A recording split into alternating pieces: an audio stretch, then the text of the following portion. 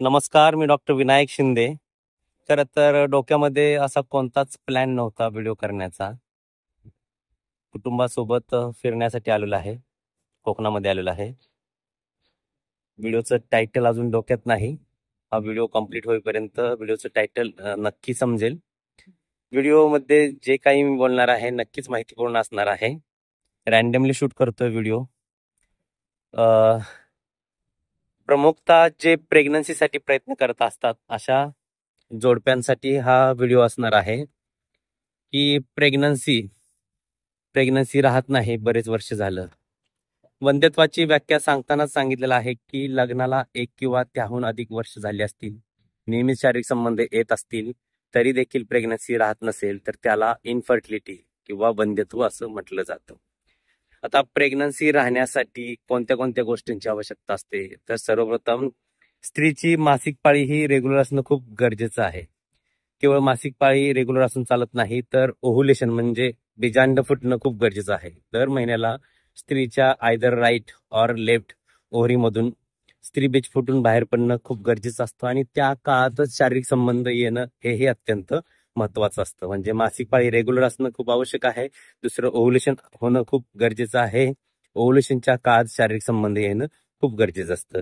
बरं, शारीरिक संबंध जरी आले तरी पुरुषाचा स्पर्म काउंट, स्पर्म मोटिलिटी हे देखील तितकंच महत्वाचं आहे. म्हणजे स्पर्मची क्वालिटी सुद्धा उत्तम असणं खूप गरजेचं आहे. म्हणजे प्रेग्नन्सी राहण्यासाठी या साऱ्या गोष्टींची आवश्यकता असते. हे सगळं झालं मेडिकली किंवा सायंटिफिकली. परंतु बऱ्याचदा असं दिसून आलेलं आहे की सध्याची जोडपी ही आपापल्या करिअरमध्ये इतकी व्यस्त झाली आहेत की एकमेकाला वेळ देत नाही. एकमेकाला वेळ देणं खूप गरजेचं आहे. तुम्ही वर्षभरातून 1-2दा, किमान 6 महिन्यातून 1-2दा बाहेर फिरायला येणं खूप गरजेचं आहे. हा एक मुद्दा असू शकतो. कारण काय झालंय की एकमेकाला वेळ देत नाहीत. कित्येक तरी जोडपी असे आढळून आलेले आहे की मी गेल्या 12 वर्ष झालं प्रॅक्टिस करतोय स्त्री प्रसूती म्हणजे गायनेक आणि ऑब्स्टेट्रिकची. यामध्ये बरेचसे प्रेग्नन्सीसाठी प्रयत्न करणारे कपल ज्यावेळेस मी पाहतो, त्यावेळेस त्यांची ज्यावेळेस मी हिस्ट्री घेतो, त्यावेळेस कितीतरी जोडप्यांमध्ये 2-2, 3-3 वर्ष शारीरिक संबंध झालेले नसतात. तुम्हाला ऐकून हे नवल वाटेल किंवा आश्चर्य वाटेल, हे खरं आहे. एकमेकाला आपण वेळ देत नाही. त्यांच्या ड्युटीज वेगवेगळ्या असतील, वेगवेगळ्या कोण डे नाईट अशा प्रकारे ड्युटीचं शेड्यूल असतं. आपसिक बॉन्डिंग कमी झालेलं आहे. करिअरच्या नादात एकमेकाला ते व्यवस्थित वेळ देऊ शकत नाही. एकमेकाला वेळ देणं हे तितकेच गरजेचं आहे. प्रेग्नन्सीसाठी प्रयत्न करत असताना ओव्हुलेशन डे कसा कॅल्क्युलेट करायचा, ओव्हुलेशन डे कॅल्क्युलेट करून सांगितलं असतं डॉक्टरांनी. अशा काळात त्या काळातच शारीरिक संबंध यायला पाहिजे असंही सांगितलेलं असतं. अशा वेळी पेशंट अगदी रोबोटिक होतात. म्हणजे काय होतं की एखाद्या वेळेस मेल पेशंट करून परफॉर्मन्स व्यवस्थित होत नाही, फिमेल पेशंटची मनस्थिती त्यावेळेस नसते. अशा वेळेस त्या काळात बरोबर शारीरिक संबंध ठेवले जात नाहीत आणि दोघांची चिडचिड होते आणि अशा प्रकारे वेळ लागू शकतो. तर मी तुम्हाला एक गोष्ट प्रकर्षाने सांगू इच्छितो की शारीरिक संबंध ही अशी गोष्ट आहे, ती म्हणजे आपापसामध्ये सर्वप्रथम बॉन्डिंग, म्हणजे ते तुमचं इमोशनल बॉन्डिंग खूप होणं गरजेचं आहे. इमोशनल बॉन्डिंग जर तुमचं असेल तर शारीरिक संबंध हे आपोआप निर्माण होणार आहेत. एकमेकाबद्दल प्रेम, आकर्षण असणं सुद्धा खूप गरजेचं आहे. प्रेम, आकर्षण आणि आपापसातलं बॉन्डिंग जर उत्तम असेल, अंडरस्टँडिंग असेल, तर याही गोष्टीचा तुमच्या प्रेग्नन्सी राहण्यावरती खूप चांगल्या प्रकारे परिणाम होऊ शकतो. त्यामुळे आपापसात एकमेकाचं बॉन्डिंग चांगलं असणं, एकमेकाला वेळ देणं तितकंच गरजेचं असतं. आता ट्रीटमेंटचा विचार करायला गेलं तर सुरुवातीला एक वर्षाचं हे प्लॅनिंग असतं.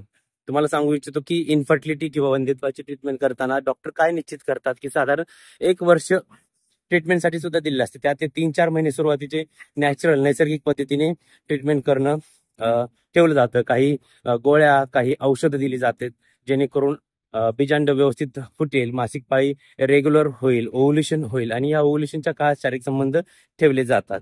तरी देखील प्रेग्नन्सी राहत नसेल तर मग काही तपासण्या केल्या जातात. ओव्हुलेशन होते की नाही ते पाहिलं जातं. त्याचबरोबर त्या ट्यूब नलिका ओपन आहेत का आहेत त्यासाठी सुद्धा एक टेस्ट केली जाते. तीही टेस्ट करून बघितलं जातं. अशा स्टेप बाय स्टेप पद्धतीने काही तपासण्याही केल्या जातात. त्यानंतर IUI नावाची ट्रीटमेंट असते, नैसर्गिक पद्धतीने राहत नसेल तर IUI, आणि IUI करून पण राहत नसेल, त्याची एक 3-4 सायकल झाले तरी राहत नसेल, तर त्यानंतर पुढे आता चिकित्सा पद्धती एवढ्या विकसित झाली आहे की IVF, ICSI यासारख्या ट्रीटमेंट ही अवेलेबल आहे.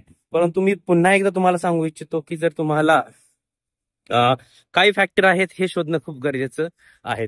काही छोट्या छोट्या गोष्टी असतात, त्या गोष्टी जर घडून आल्या, आपापसामधलं प्रेम जरी तुमचं वाढीस लागलं, अधूनमधून एकमेकांना जर वेळ दिला, तर मला वाटतंय की या मेडिकल सायन्स पेक्षा सुद्धा तुमच्यामधलं जर बॉन्डिंग, काही हॅपी हार्मोन सिक्रेट होतात, तुमच्यामधलं बॉन्डिंग वाढायला लागतं. आणि जर तुमचं बॉन्डिंग व्यवस्थित असेल तर तुम्हाला प्रेग्नन्सी राहण्यासाठी सुद्धा चांगल्या प्रकारे त्याचा प्रतिसाद मिळू शकतो. प्रेग्नन्सी राहण्यासाठी हे गोष्टी सुद्धा, अशा प्रकारच्या गोष्टी सुद्धा कारणीभूत असतात.